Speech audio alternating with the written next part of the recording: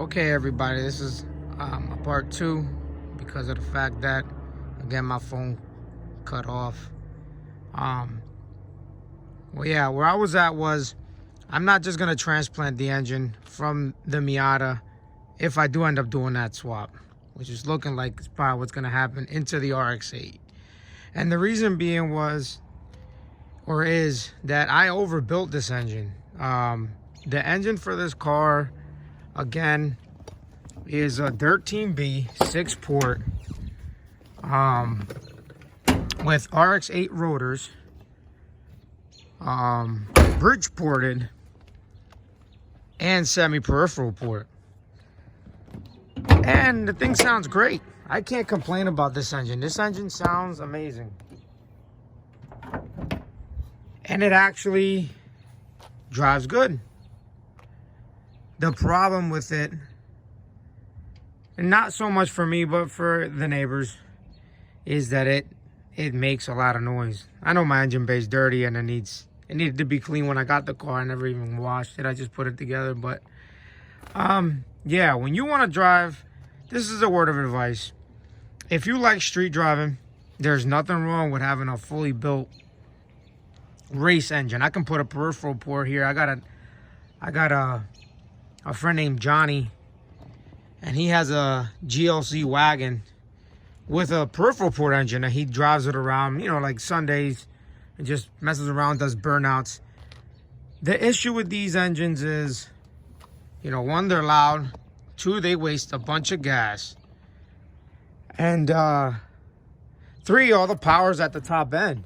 So if you really want to get this thing going, like especially this engine, I have to rev the shit out of it. I got to be over $8,000 because, you know, it doesn't really start to build the power.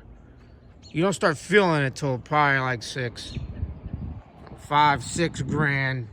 Then after that, you'll start to feel it pull hard. But below that, it fucking sucks. And excuse my language, but it's hard. It's not horrible, but it's not there. And it, like I said, it's a dragon. So looking back, my mistake was making it not only semi-peripheral port, but bridge port as well. I was thinking more about the port size on the 6-port engines, which aren't very big, and you can't really eat a lot, or not eat a lot, you can't port a lot of material for that engine. So I thought, okay, so I want as much airflow as possible, let me make it bridge port. And then I said, oh, you know what, let me make it semi-peripheral port, get even more flow out of it, see, you know, how much I can get out of it. And it was just wasn't a fail. I mean, it runs, it's good, but it's not what I want. I like driving on the street. Most of my race cars have been street race cars and not just race cars for the track. And I feel like this engine will do great if I was just taking it to the track, because I'm already going to be taking off, and I have 10,000 RPMs or whatever, you know, 8,000 RPMs, and then just keep it revved up that way where the power band is. I want to bring that power band down. So what I'm thinking is, if I do decide, which again, for right now, as of today, it's looking like that's what's going to happen. I'm going to open up that engine, and I'm going to put it in this thing, but I'm going to change the front iron and the rear iron and just have it. I'm actually going to just leave them stock. 6-port and stock. And just run the semi-peripheral port. I'm going to make new housings for it also, because the housings that I ported for that car have big exhaust ports, because I thought, it's RX-8 rotors, I'm going to keep a high compression. I'm never going to boost this thing because it's already 10-to-1 compression. I don't want to boost it. So I made the exhaust ports way too big, and I feel like that's also adding to the power band issue that I'm having. Again, it's not anything bad, but I have a turbo 2 tranny, It has a turbo 2 tranny. It has a turbo 2 rear end, you know, 410-1. And it has long gears because it is a turbo tranny. Usually on these cars, what I do is I run GSL-SC tranny. That is the best for all motor. But again, I overbuilt this thing. You know, and that's another thing. If anybody's gonna build a car like this one, you know what you want. If you want a street car, you know, it's best not to go too crazy with the engine. If you want it to brat, make some bridges. Maybe if it's a 6-port engine, you don't have to be, you know, full bridge. It just has to be whatever, a small bridge, just to get the brap going and make the street port as big as you can. I've had cars that are 6-port with large street ports, or even, you know, turbo 2 converted to NA, and you can do a hell of a large street port and they sound amazing. You don't have to do the bridges. I already started building an engine for this RX-8.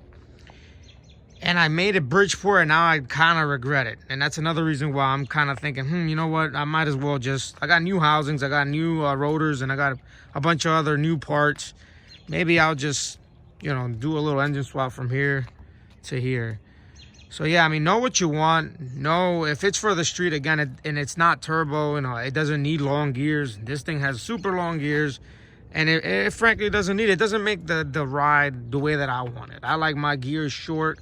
I should have got a GSL-SC tranny, but again, those trannies before were easy to come by, relatively easy to come by, and now they're just hard. Even a 12-8 tranny would have been better. But now I'm thinking maybe RX-8. If I keep this thing, maybe I'll put an RX-8 tranny, but I already have another turbo 2 tranny lined up, because as I said on the previous video, the second gear doesn't work on this car, and the 5th gear also doesn't work on this car. I got the tranny, you know, of course, used, and, you know, you can't test it if the tranny's just sitting on the floor. So I got another tranny. Hopefully that one will work if I decide to put this back together, if I don't sell it first, which doesn't matter, because all the money that I would get from this would just go into this. It would just help me finish it a little bit faster. So yeah, I just kind of wanted to update everybody. Some people will leave comments, and some of my friends that watch these videos, they ask me, well, what am I planning to do, and why don't I drive the car all the time, and what's all going on? Well, that's what's going on. I mean, one, it's loud.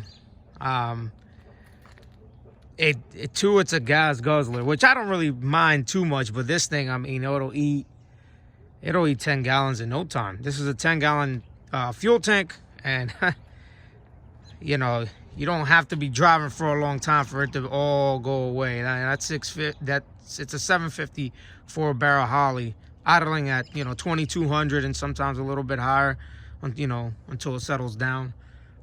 It eats up the gas. So I think the next build will be this. For now is what I'm planning, with the 6-port engine, semi-peripheral port, but not bridge port, just semi-peripheral port with a nice street port.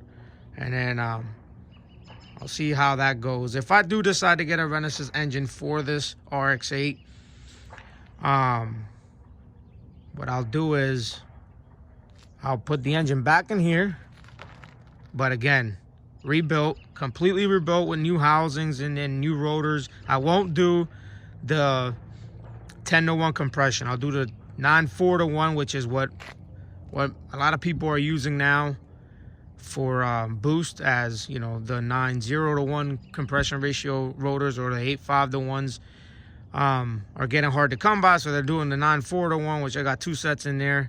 And the reason I want to do it that way is because then I can run some boost, you know, whatever, 8 pounds, 15 pounds safely, because I'm going to use Mazda OEM Apex seals. I can use racing seals, but they have a great product, and all my friends use them. But I have no need. I'm not gonna run 45 pounds of boost. I'm gonna run 15 pounds of boost. Stock Apex seals should be fine. So yeah, I just wanted to make this video. I kind of wanted it short, but it went a little long. And stay tuned. I'm gonna keep trying to make these videos, you know, stop being lazy and just pick up the camera while I'm doing these things, because it does get interesting. Feel free to ask any questions. And this RX-8, when I start building it, I'm going to record every step of the way. That way, if anybody else wants to do it, they got some idea what they got to do. Yeah.